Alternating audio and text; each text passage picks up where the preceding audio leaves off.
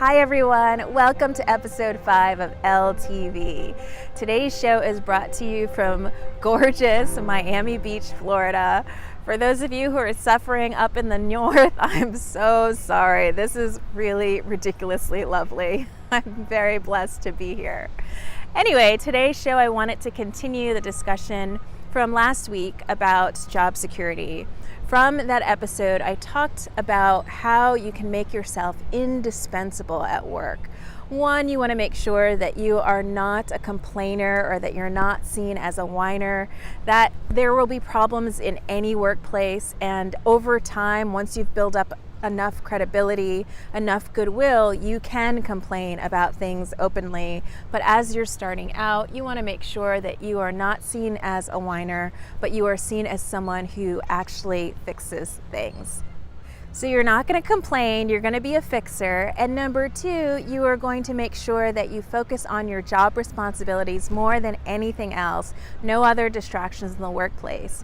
But at the end of the episode, I said something that after I thought about it, I want to challenge it a little bit. The statement that I made was, and people who are beloved don't get fired.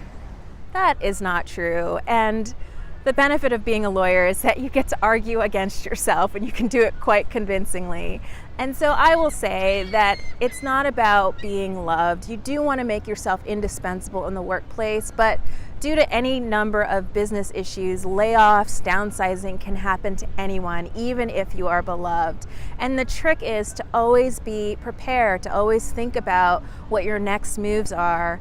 That's something that I talk to my students about all the time, that you're so excited, you get a new job and you want to stay in that job and do well and proceed up whatever path that's been set before you. But you should also be thinking about building skills that you continually want to be learning. Getting the job, although it seems like it's the end of a process, you've gone through law school, you've passed the bar, now you've gotten the job that you wanted and you're like, hooray, I'm done. Unfortunately, it's just begun, and it may seem like bad news, but it's good news. It means that as an employee or as someone who is out in the work world, you can always be moving forward. You can always build your skills and be moving into something new. So I think that that is the good news. I don't think that that's bad news.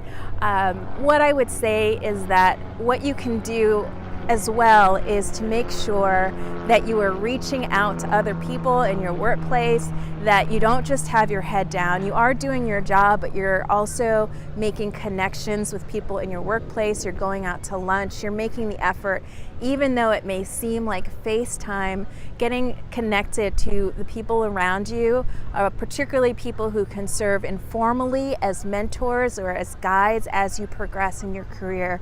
Really, there's no substitute for that. So I am so excited to continue this discussion with you.